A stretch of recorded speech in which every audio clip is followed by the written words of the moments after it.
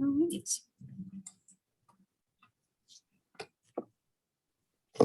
Well, good morning, everyone, and welcome to a very timely session on the new rules of employee engagement. Skilled talent has more choices than ever, which we've seen people exercise through the Great Resignation, which could really be called the Great Job Hop. Today, we have great content and insights coming to us from global consulting firm Mercer, which has an office right here in Milwaukee, in case you didn't know. Every year, Mercer conducts a global talent trends survey, and this year's was just released. You are fortunate to be some of the first to hear insights from the 2022 survey. This is a webinar, so we'll ask that you submit questions through the chat. You can submit questions throughout the presentation, but we'll address them during Q&A at the end of the session. So to kick things off, on behalf of MMAC, I'd like to introduce Casey Tate Mahoney, partner and the Milwaukee office leader for Mercer. Casey has over 24 years of experience consulting with a wide range of clients on broad-based benefits and compensation strategy, retirement and healthcare plan design, total reward strategies, HR effectiveness, talent management, employee communication and engagement, workforce planning, surveys, mergers and acquisitions, and outsourcing. Then we'll be joined by Megan Connolly, principal and senior consultant within Mercer's employee listening practice.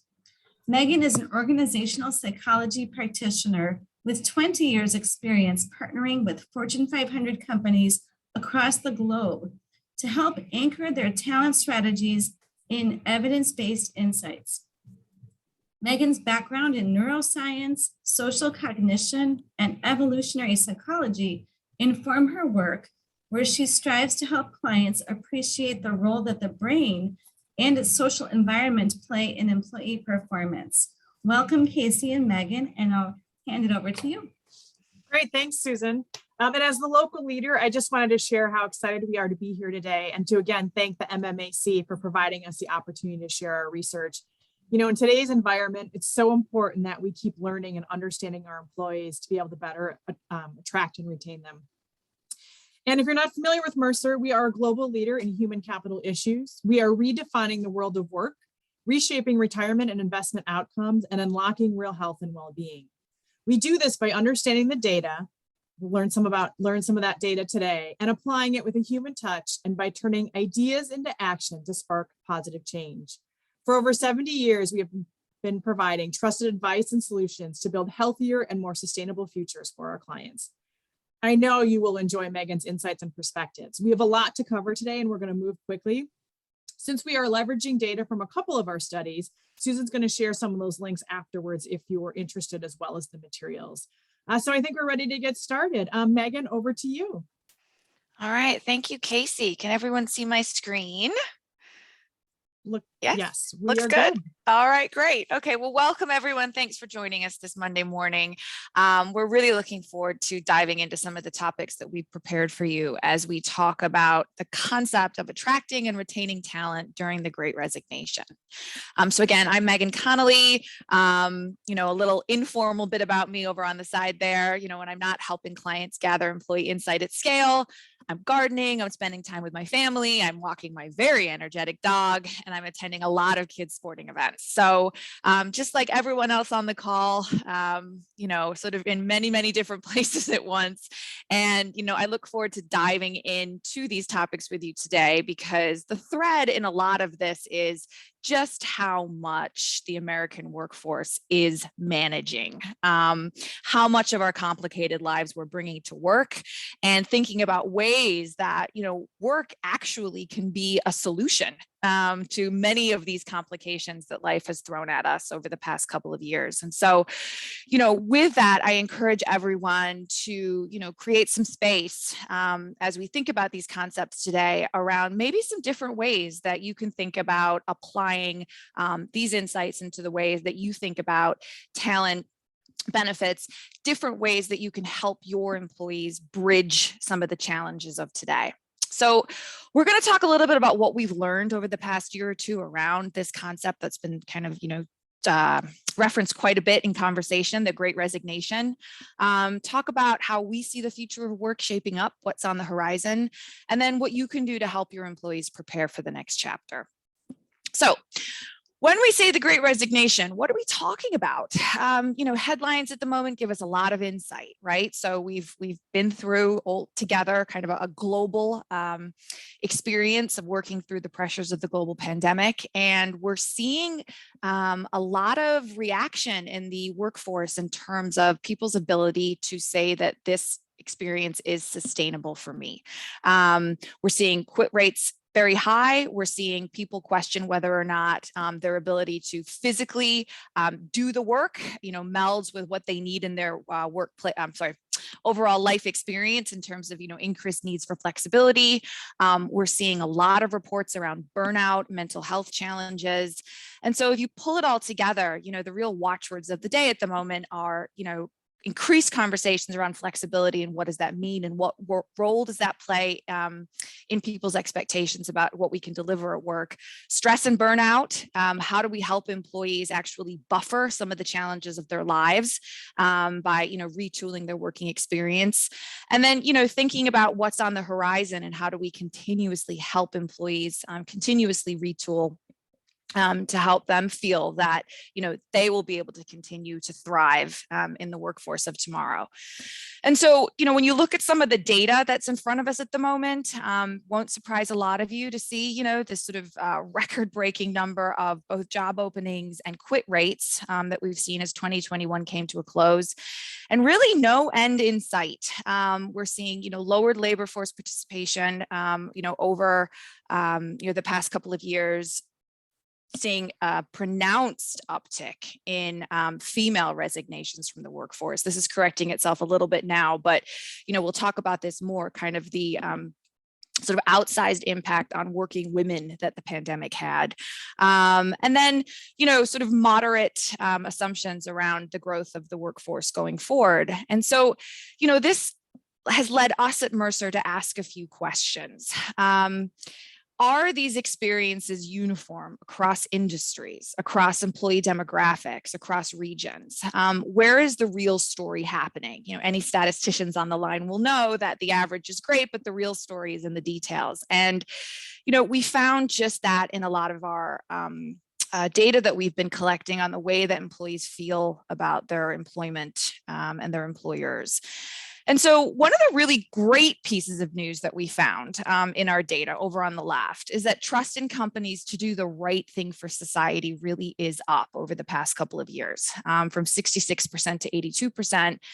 And the number of employees saying that they are thriving actually has increased, right? So when I say an employee is thriving, what I mean is that they're satisfied with their workplace, they feel that their needs are being met, and they feel that overall their health, the health of the relationship with their employer, their physical health, their mental health, all of these things are being helped and supported by their workforce.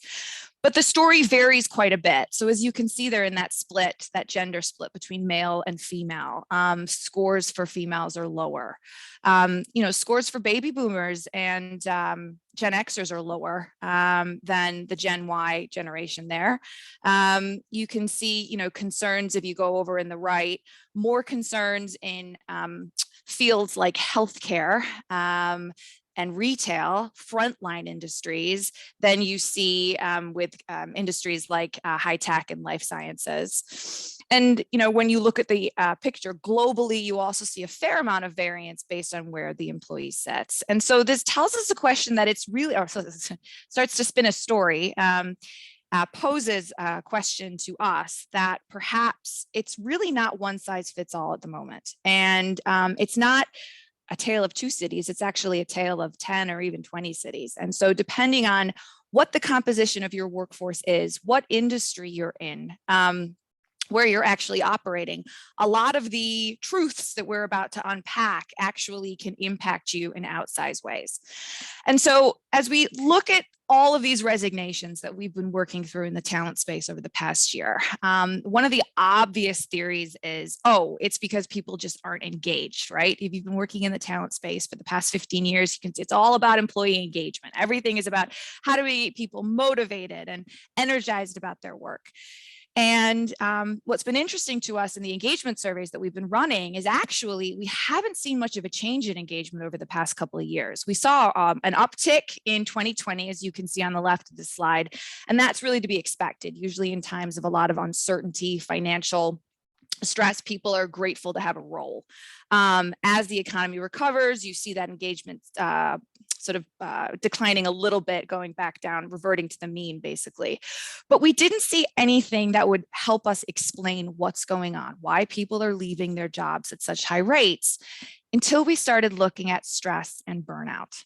And what we found in our data is that engagement isn't the problem at the moment, but stress really is. So when we ask employees what's keeping them up at night, we found that concerns about their physical health and fitness, their workload, their ability to balance their life challenges, and their mental and emotional health are their primary concerns at the moment. And this concern about mental and emotional health actually rises based, again, on who you are. So younger workers, those under 35, women, low-wage workers, Black and African-American workers, all saying that mental health is a primary concern of theirs. This is actually something we weren't dealing with 2 or 3 years ago per se. There's a flip side, though, that maybe also we weren't asking about it. But what we do understand is that the proportion of employees who are thinking about leaving their jobs at the moment post-pandemic is actually not higher than it was pre-pandemic. What's different, and so that proportion is about 3 in 10 workers at any time are thinking, maybe the grass might be greener somewhere else. What's different about today is that in specific industries and in specific income levels and job levels and demography, the intention to leave actually looks very different. So this means that frontline workers, lower wage workers, minority and lower level employees, they're the ones who are more likely to be looking to leave at the moment, and they are quitting at rates significantly higher than historical norms. So it's not necessarily everyone at the moment that's planning on leaving. It's more, if you have an organization that has a high preponderance of frontline care, so healthcare and retail, non-white employees, lower income employees, and those who are entry level, these are probably going to be front and center concerns for you, maybe more so than those whose workforce actually doesn't match some of these profiles. And so this tells us that to get ahead of a lot of this unplanned turnover, we need to do a better job of understanding what the concerns of these particular employee groups are. So we've been doing a lot of asking this year. One of the things that we like to do is ask employees, again, what keeps them up at night. And you can see here on the left of this slide, kind of a series of 16 stresses that we typically ask our client employees about. And then what we do is we cut the data according to specific demographics. So here, this is from an actual client where we said, what are your primary concerns? What are the things you're least worried about? And then how does this shift based on what we considered low wage or high wage workers? And you can see on this slide that the worry profile shifts quite a bit based on how much money you earn. And so you can see that, physical health and fitness are a real concern for those on the higher end of the wage scale. Covering monthly expenses, much higher concern for those on the lower wage scale. And that's, you might think, might that be obvious, but also much more pronounced concerns about mental and emotional health for those on the lower end of the wage scale. The ability to balance work-life stressors, the ability to retire, the ability to manage personal debt. And when you look at all of those dark blue lines and think about how those can really add up for an employee, it's not a big jump to start to understand why stress and burnout really seem to be impacting different groups of employees in different ways. And when we look at that data and cut it even further and look at the actual demographic profiles in our database of what employees' top concerns are at the moment, we start to see quite a different profile based on the employee's ethnicity. So for Black and African American employees, we see personal safety, mental and emotional health shooting right up to the top of the list of concerns.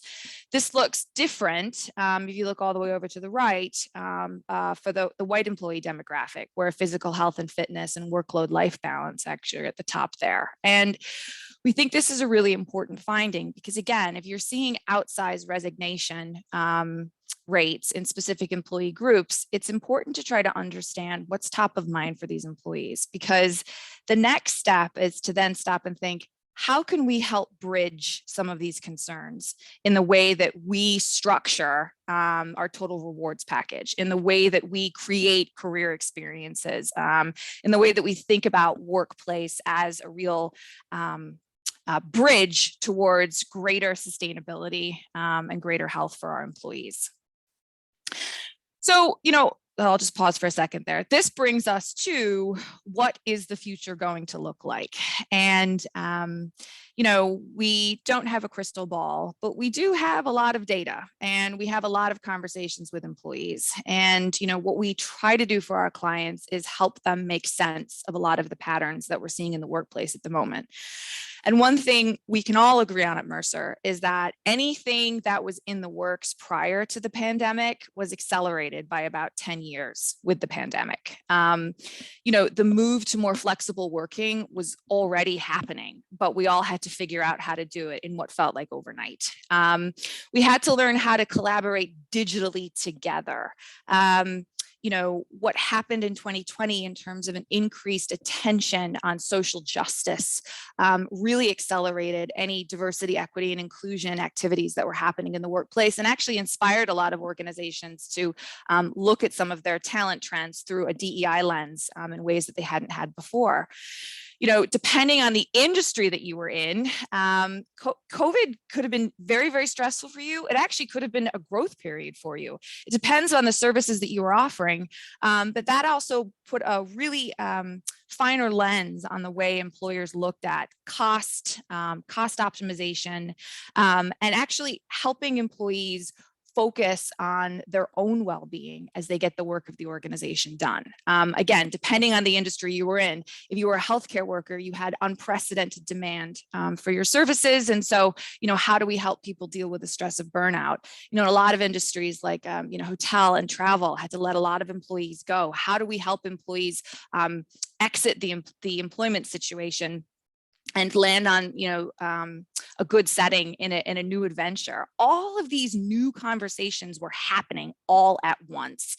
And then at the top of that, we have employees who are saying, I don't know what the future is going to look like for myself either. So how are you going to help me build the skills I'm going to need in the workplace? And overnight, we started having these conversations, and the acceleration on all of this is underpinned by the desire to get work done in a way that works for employees. And oftentimes that is not at work. And so when we're in the workplace, when we're asking employees what they're looking for, if they are planning on switching employers, over half, 60% are saying without flexibility, I'm just not even looking at the opportunity.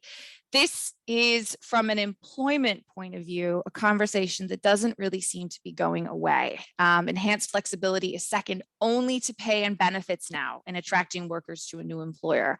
And that is uniform across all demographics. So number one, pay and benefits still primary, but then employees are looking at, can I get the work done in a way that makes sense for me? Can I get this done flexibly? And this question hasn't been answered yet, right? So we are kind of in a living laboratory at the moment around what that level of hybrid working actually should look like.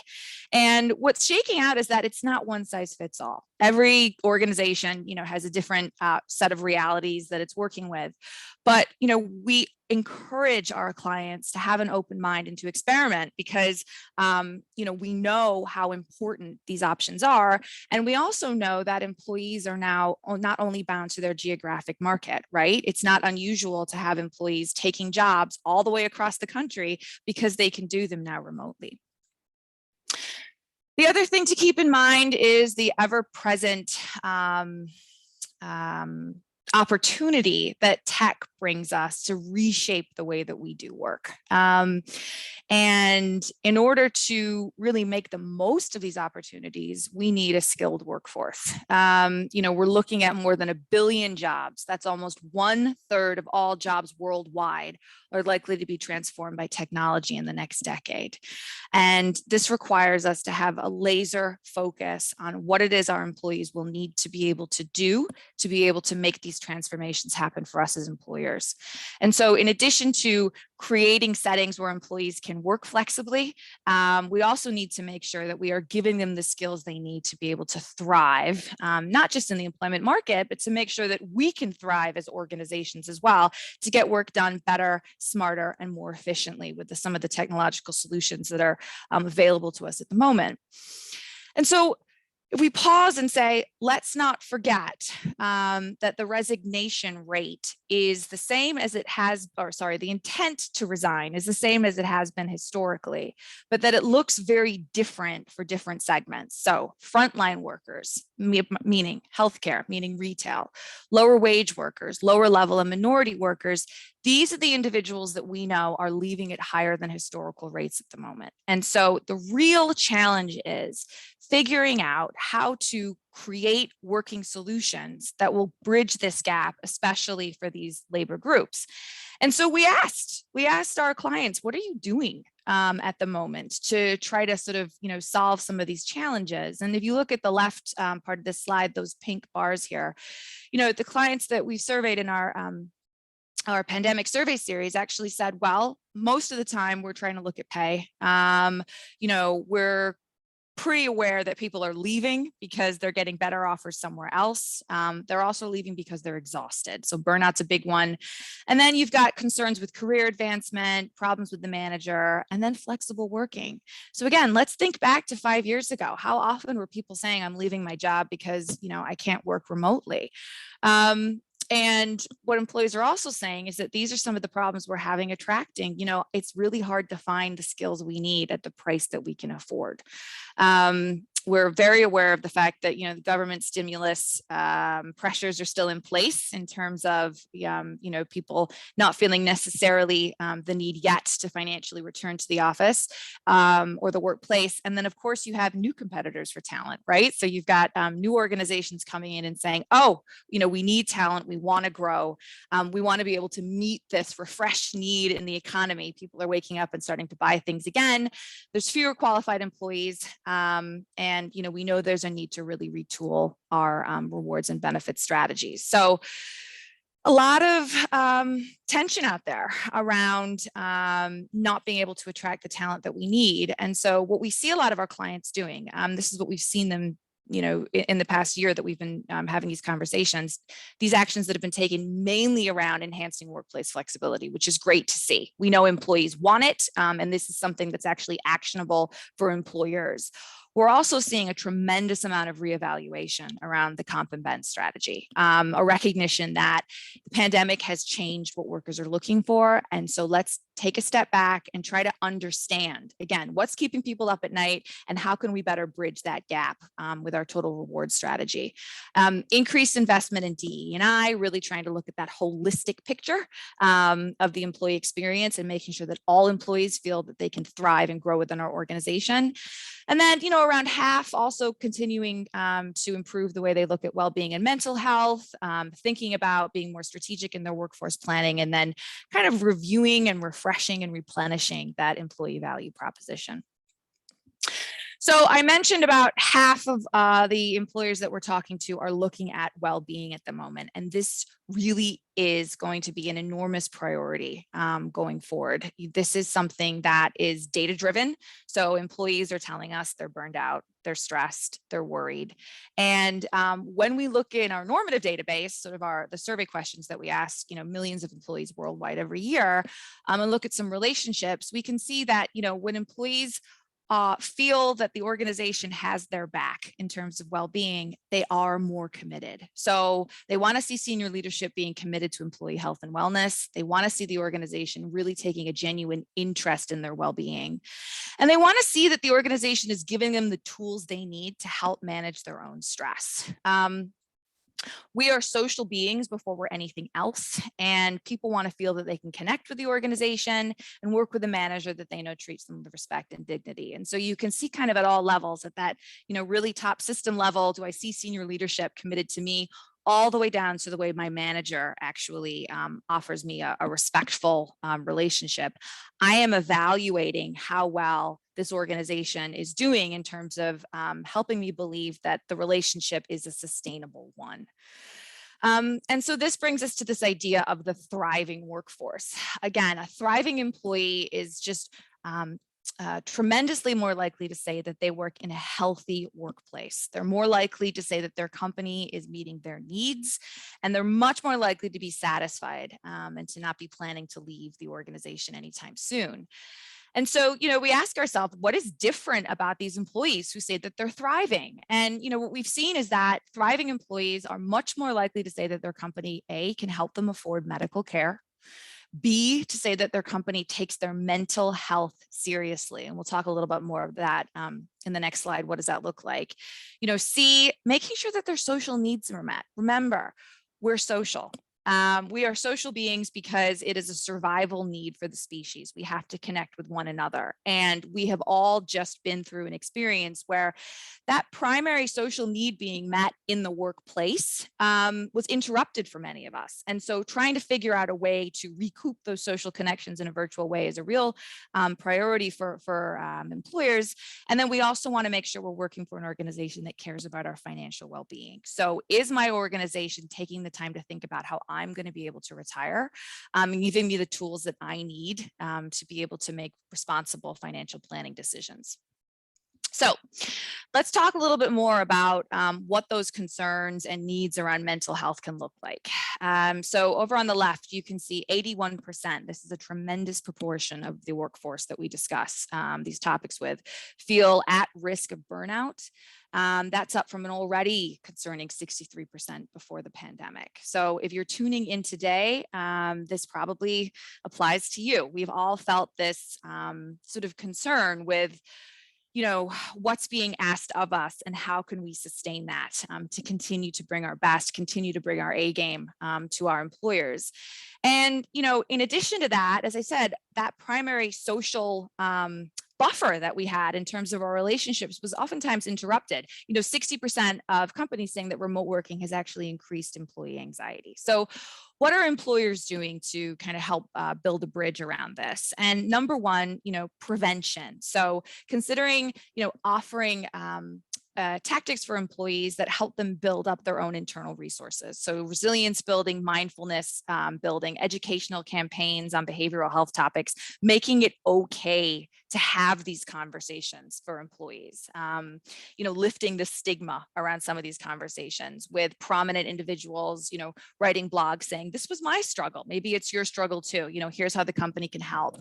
And then of course, upping the access available for employees. And this doesn't always mean only offering, traditional mental health counseling sessions. If you look in the top right quadrant there over in the slide, you can see a lot of really new and innovative ways that companies are offering data-based, evidence-based practice for improving mental health that might not have to cost as much money as it has traditionally before. So, virtual options like computerized CBT and AI-driven mental health-based conversations with colleagues.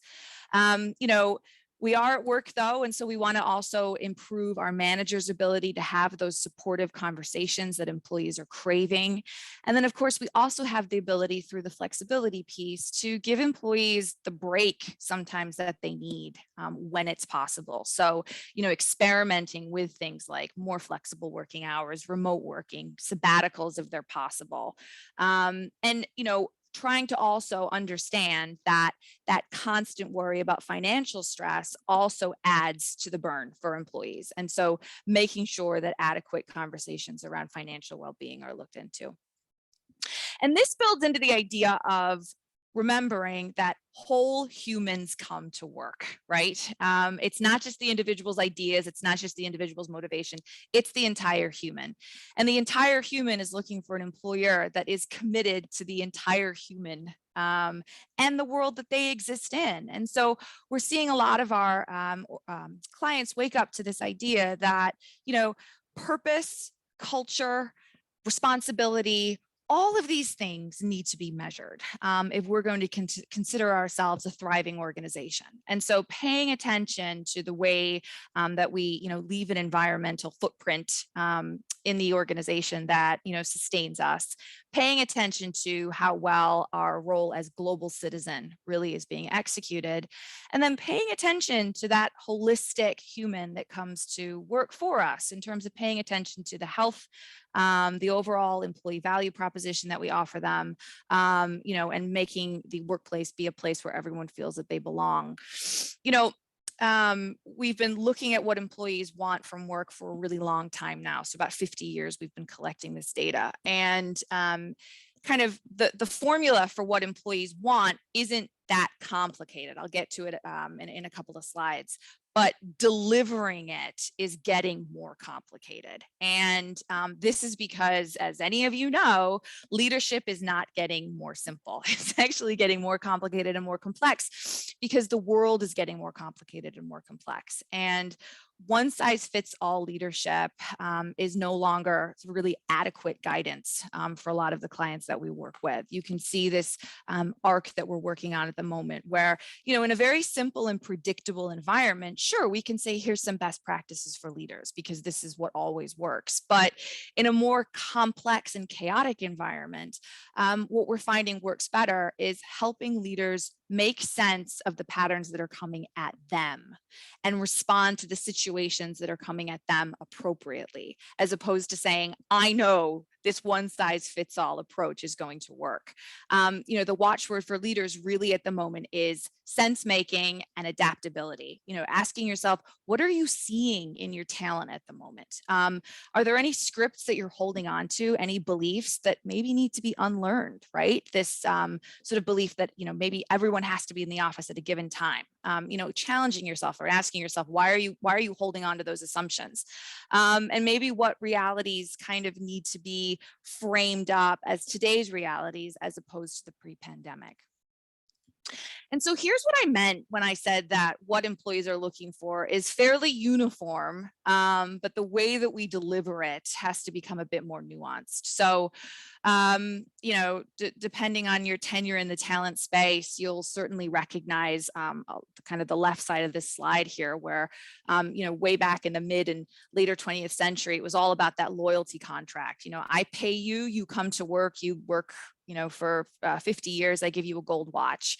And as the employee engagement conversation started to evolve, the conversation was less about the transaction, what I'm giving you and what you're giving me, and more about how can we create environments where employees will be energized, right? Where they'll want to bring their A game every day. And this is where the conversations around employee needs actually started to take flight. And we were able to figure out that employees aren't looking for anything that complicated at work, right?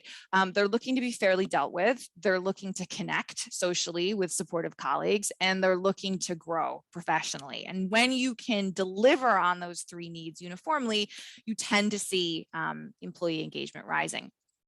But, we were overlooking a few things as well. And so as this conversation has continued to evolve, what we're seeing at the moment is that, what employees are really looking for in order to thrive is not throwing out those growth and connection needs, but also layering on top of that questions around kind of, why am I coming into work every day? What's the purpose, right? Where is the ability to bring meaning into my day-to-day activities? And, that fairness piece, what we call equity, is actually front and center now. The brain is constantly calculating whether or not it's getting a fair deal. Anybody who's, raising siblings at home knows this, right? It's constantly, why did she get more than me?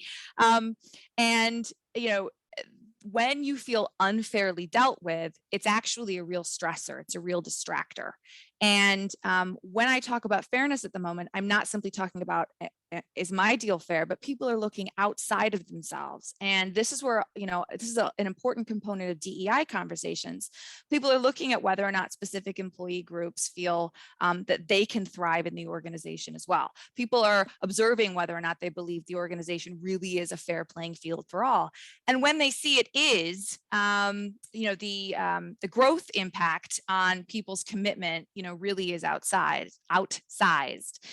And instead of thinking about employees as just kind of machines that come to work and, machines that we need to motivate, what we're really trying to do is think about work as a place that can buffer a lot of the stresses that are coming at employees at the moment, and trying to make use of technology so that we can help people and machines work together, to help our organizations grow, but to also make the actual employment relationship that much more sustainable and manageable for both. And we have an eye, once we've kind of recovered from this pandemic, recovered from the burnout, feel confident that we've built sustainable systems that are going to work, really trying to make sure that we are creating futures for employees where they believe that they can weave their lives in with their careers. We want them to be able to say, this is a place that I can grow. This is a place that will continue to sustain and energize me, because I'm in what we would call a partnership relationship.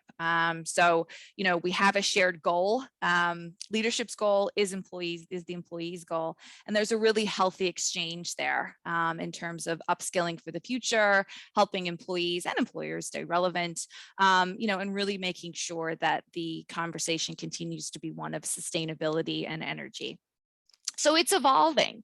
And, at the moment, I would say kind of where we are in this Thrive contract is really trying to make sure that employees can come into work feeling like their employers are trying to bridge this gap and make it more sustainable, with an eye on these longer term relationships where people feel energized for the long haul. So how do we prepare for the next chapter, right? I mean, what is it we need to do today, to be able to get ready for tomorrow? And we've prepared, a few ideas to get you thinking. And maybe some of these things you're already doing. Maybe some of these things might be stretch goals for you. But I'd be interested in hearing at the end of this segment, sort of where many of you are on this journey, as it were. And the first thing that we really think makes sense at the moment is taking the time to understand who your employees are and what they value today. This may have changed from the last time you took a deep dive into your employee database. And what we're encouraging our clients to do at the moment is think a little bit more broadly than just cutting data by employee demographics, right? So if you have surveys out there, if you look at, benefits use, you might already be cutting them by the traditional gender, ethnicity, age. But you might not be combining those demographics into what we call personas. And this is where we move beyond who the employee is demographically, but also think about where they live, what they're looking for from work, what they're interested in, some of their behavior, their uptake on benefits usage, how they like to get their information. All of these things that you know or could find out about your employees can actually be pulled together. We use cluster analysis here at Mercer to come up with some of these persona groups for our clients, but to help you just get a more nuanced picture of the types of employees who come to work for you every day, so that you can actually then develop a more nuanced strategy about how to deliver what it is these employees want. So, here on this slide, we have a client example of something we were able to do where we were able to figure out that it looks like, the principal groups that come in are those starters, those long-term loyals, the people with the urban ambitions, as we call them, the loyal managerial core, the strivers, and the free agent. This might look a little bit different for you. This might, ring a bell, but trying to think about the ways that these different types of employees make decisions. So that way, when you are making decisions around your spend, you're taking the guesswork out of it, and you're able to better understand what keeps these employees up at night, what they want out of their employment experience, and you have the accuracy to be able to deliver it with confidence. And this brings us to the next stage, which is once you sort of take a deep dive into who your employees are and what they want, also finding out what they're worried about. And so, one of the things that we've been doing quite a bit this year is asking employees, again, what are you worried about? What are some of these unmet needs? And helping employers analyze it by these persona groups. And when you look over on the right, as I had mentioned, we just sort of cut right to the chase. Why would you leave? People are saying it's my pay, I'm burned out, I'm ready to stop working. But if somebody offered me more pay or more flexibility or a more convenient location, I'd be interested in the opportunity. These are things you need to understand in your own workforce. These are not things that you should be making assumptions around. When you have this type of data, you can then make more strategic decisions about ways that you are trying to retain your talent. And, overlaid on top of all of this is this need to send a mental health lifeline. So, the results are in, and the, pronounced concern that respondents that we talk to have around their own emotional well-being at work cannot be downplayed. And so thinking about ways to, again, send this lifeline can look like very different things, right? Depending on your budget, depending on the ability, or sort of, where your employees are at and how you can reach them. But, look at some of the things that we know people are doing already. So over there, on the right side of the screen, almost half of employees saying that, reducing the cost of their mental health treatment would be highly or extremely valuable. And almost a third saying that they would actually value virtual mental health advice by a chat powered by AI, right? So it's cost effective, and you got a lot of employees saying, actually, that might fit the bill. So we're really encouraging our clients to take this data and think, open up some space for thinking about ways that you can retool this employee value proposition in ways that perhaps you hadn't considered before. And so, in this spirit of reevaluating what we call the employee value proposition, we're encouraging the employers that we talk to really have, important conversations around what this is going to look like for your employees in the next 3 to 5 years. We can see that almost half of executives are reevaluating what's most important to their employees. And when you look at this triangle, it's interesting. I mean, I guess, here we go. I'm just going to move my face so I can speak to some of the slides. What people are looking for, and this is the theme of this whole presentation, isn't necessarily uniform, right? It's not one size fits all. So what Gen Z is looking for, can be very different from, what, the overall managerial core, perhaps in your workforce, those Gen Xers and those boomers, have learned is necessary to be able to perform effectively. Female workers who are coming through that triple load that many of them were managing through the pandemic in terms of working full time, managing remote learning, managing family responsibilities, said, actually, remote's been great, but my work-life balance has deteriorated. And then, we've got a lot of financial uncertainty out there as well. So 1 in 2 employees not feeling financially secure at the moment. And if you think that they aren't worrying about finances at work, we have data to show that they are. And anything that's distracting your employees from the job at hand is something that, we want to make sure that we can try to minimize. And so employees are really saying, if you're going to craft an employee value proposition for me for the future, let's make sure that these needs are in there front and center. Help me understand how you're going to help me grow. And, what's the deal? The deal needs to be, I come to you and bring my best every day. And then you help me really believe that I can grow financially, that I can be mentally healthy, that I can be physically healthy, and that I can get work done in a way that works for me. So, wrapping all of this together really brings us back to job 1 of leaders, which is architecting the way forward. When we looked actually at employee engagement data way back in 2008, during the financial crisis, we noticed that those employers who were able to help employees understand what the future is going to look like, why it matters to them, and why it's going to be good for the business, actually did a much better job in keeping employees committed over time than those employers who just implemented changes and did a pretty poor job at bringing employees in to what the story was going to be. And the reason behind that is, I mean, there's many theories, but the brain hates uncertainty more than anything else, right? We need our patterns. We need to know that tomorrow is going to look like today. And so, when you know that the future is going to be different, the best thing that you can do is bring your employees along with you in an honest way, right? Saying that here's how we are going to meet the challenges of tomorrow together. You can see on the left side there, kind of questions around that we have posed to employees around, how well your company is clear around the future, and then aligning that with how engaged their workforces are. And you can see just the relationship there. Those companies that are making a point of being clear around where the company is going and how any changes that are going to be made impact me are far and above more committed and engaged than those employees who are working in workplaces where they don't really understand what the future is going to look like. And so if you were going to do anything as a leader tomorrow, it would be taking a lot of the learning in this session and figuring out ways that you can create a narrative to help explain to employees that this is how we're hoping to deliver these things.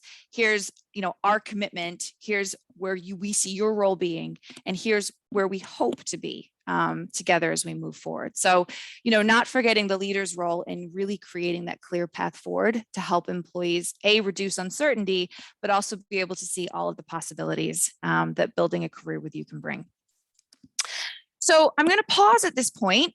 We have some time left kind of for questions and comments and things like that. I know that we covered a lot of material. So just a chance for everyone to just take a deep breath and make the most of our time together to have a conversation on any of that. So with that, I'll hand the stage over to you, and you can type in any questions you have, and hopefully Casey and I can help address them. I have a question before we start to have them come in. So you mentioned burnout, and we had a lot of great survey data to indicate what is going on in employees' minds, but those are typically anonymous vehicles to understand what's going on. How can a manager identify burnout in an employee before it reaches that breaking point or a separation point where you have a resignation or turnover? What are the signs of burnout? And then what can managers do, frontline managers do to recognize it and maybe address it or hand it off at the pass and get individuals involved in some of the resources that are available for mental health? What a great question. So I am a big believer that there's nothing a simple conversation probably can't solve. And interestingly, a giant employee engagement survey is really just a conversation at scale, right? It's just the beginning of a dialogue between leaders, and then employees respond. There's nothing preventing a manager from having an honest conversation with an employee and asking, how are you doing, right? How is the workload going? How sustainable do you feel our current reality is in terms of what we're asking of you, and then all of the other things that you're managing in your life? There's a lot of resources out there on what some of the telltale signs of burnout are, but people who are exhausted tend to pull back, and people tend to resign from positions well in advance of them physically resigning, right? And so, you can start to see kind of increased withdrawal in employees, and not be surprised that people are feeling somewhat exhausted. So, those types of conversations really should be front and center of any kind of caring managers toolkit, really, because I agree, we shouldn't have to wait for an employee survey to come out to be able to try to touch base with our employees and just say, hey, how's it going? And the knock-on effect of those conversations can be the employee feeling heard, right? Just feeling that someone has heard you can have an enormous impact on your own well-being. So we want to make sure that employees, feel heard, feel listened, and those conversations are key to that. Yeah, and I was just going to add, Megan, I would say the one other strategy we've seen employers take is that they've done manager training, because right, well-being and sort of understanding that and people's comfort level to really ask some of those questions varies. And so I do think there's a cultural effort in intent that I think employers can put forward by doing the training with managers to say, hey, this is a place we're going to have to go, and let me maybe make some suggestions, or let's role play, or here's some questions that you might want to ask. To ensure that those conversations are happening, again, particularly for those managers who maybe are a little less comfortable sort of having that conversation. Again, how do we help them sort of be out in the front with their employees to understand those things? Thanks. Another question that comes up all the time is, how can I offer flexibility when our operations are frontline, customer facing, maybe it's retail, hospitality, manufacturing, and it's difficult to allow for work from home or remote work arrangements. What have you seen companies do to innovate in that area to offer flexibility when the operations are largely in person? I'll take that. I'm sure Casey has some thoughts as well. I'll give, as you said, kind of a more traditional example of a manufacturing setting, right? So how can people who have to come to the front line and create things every day work from home? And so the way that conversation has perhaps looked in those settings is, taking a step back and saying, is our maybe 3 strikes and you're out punctuality policy still working for employees? Are we too stringent on, kind of that, 10 or 15 minute window that we give people to be at work? Are we too stringent on, not allowing people the days off or the times off that they need to actually get their work done? Are there ways that we can reevaluate these traditional assumptions that we've had about the way work has to get done in ways that might help employees feel that they can actually stretch to care for their families and also keep their jobs without it having to be an either or decision? Yeah, and I would say the other thing I think we're seeing is that too often I think flexibility is, oh, you're in the office, you're not in the office. And I think it sort of goes back to what Megan was saying, is how do we think about what the work is and maybe can we do it different? I know was talking with a manufacturing client last week, and one of the things they said is, oh, well, we run these 10-hour shifts or 12 hours, right? 4 days a week. And so can I think about how might I engage a parent, right, who maybe wants to pick up their child? Can I offer, instead of a 10-hour shift, can I do 2 5-hour shifts? And maybe I would attract a different workforce than I have today. But how do I think more flexible, more creatively around what is the work? How might I divide it up? And how can we maybe do that different or split it? We just came out with a book around, the future of work and work without jobs, published by Mercer, a great thought leader. And one of the things he sort of was talking with another client was, wow, we have this 8-hour shift. Well, why do we have to hire one person for 8 hours? Maybe we can hire one person or 8 people for 1 hour, right? And I'm not saying that would be like logistically very challenging, but again, how are we thinking about it? And are we really challenging ourselves to say, it isn't about, oh, you have to be in and it has to be 10 hours, it has to be this. How can we understand the work and then maybe craft the ways we're going to get it done differently, beyond just at home or not at home?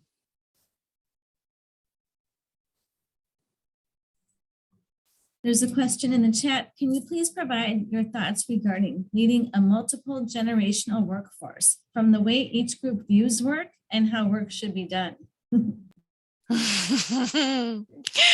So I'll give you the data-based answer first. The data-based answer is that what people are looking for work doesn't change by generation, right? So there's nothing in the human genetic code that has changed from Gen X to Gen Z to Gen Y. What changes is actually what people are looking for over the lifespan, right? So what's important to me financially at 22 is not the same as 62. And so, those are the types of things that we encourage clients to pay more attention to, right? This idea that, Gen Z wants a completely different working experience from the Gen Xers coming up, the data doesn't really hold. We know that all employees want to grow. All employees want to be treated fairly. All employees want to connect socially. What has changed, though, are the assumptions around how we can get work done effectively. Those who came up in the 20th century of work, when work meant 9 to 5 in an office, learned that this is the way you get work done. And there are actual real benefits to that for many people. Many people are saying, yes, but you have those conversations in the hallway. Yes, but you have those 7 a.m. interactions with your boss. That's when real work gets done. Those are the experiences actually of an older generation. And what I think workplaces have to be careful of is throwing out all of that experience with saying, oh, but it's all been reinvented now, everything gets done remotely. At the same time, being careful not to push out this newer experience where you actually have younger people coming out of college and grad school now, almost having done maybe their entire degrees virtually. They figured out a way to make it work.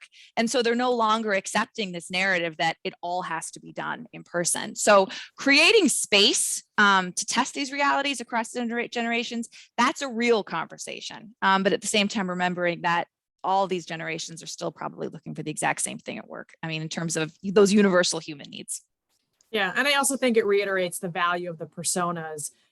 How do we sort of craft and think differently, and not just by demographics, but of who those people are inside and outside of work, and how can we then ask them as well, what works for you? How do we do this different, or help us together figure out the way forward as well?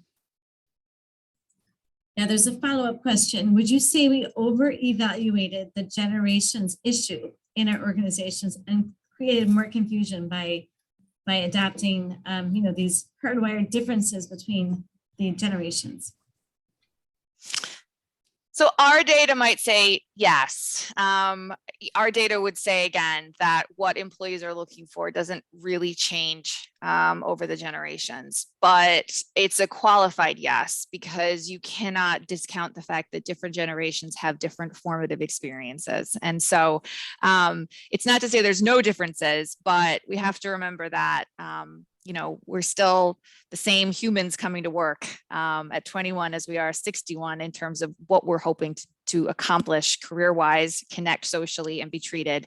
We just might need different solutions and rewards and things like that to make our lives sustainable based on where we are at generationally.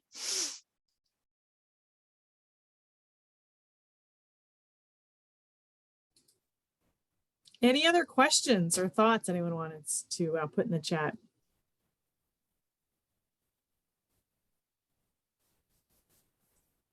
There have been a number of questions about will the slides and the webinar be available to attendees and registrants who couldn't make it this morning. Monday morning is tough. Sometimes your morning gets away from you. And yes, the answer is yes on all counts. And in fact, not only will we have the slide deck and the webinar available for replay, we will share links to all of the thought leadership, the research pieces that underpin this presentation. So it's really a full service follow-up. And we can't thank you enough. This is, that we're sort of one of the first audiences to see this information coming out of the most recent 2022 Global Talent Trends Survey. We feel really privileged about that. And I know I have takeaways. I'm certain that everyone in the audience is probably going to need to go back and tackle this and bring it back to their teams and look for some ways forward that might be different than what they expected. So I can't thank you enough, Casey and Megan, for your time this morning and for really Mercer's engagement in the MMAC and willingness to share this with our membership. It's phenomenal. Yeah, thank you, Susan. I think we had a great conversation. Great job, Megan. And there's a lot to digest. I hope folks take the time to kind of pause, think about how do I take this into action and bring it to my organizations and impact the people that are working at your organizations. All right. Thanks so much, everyone. Well.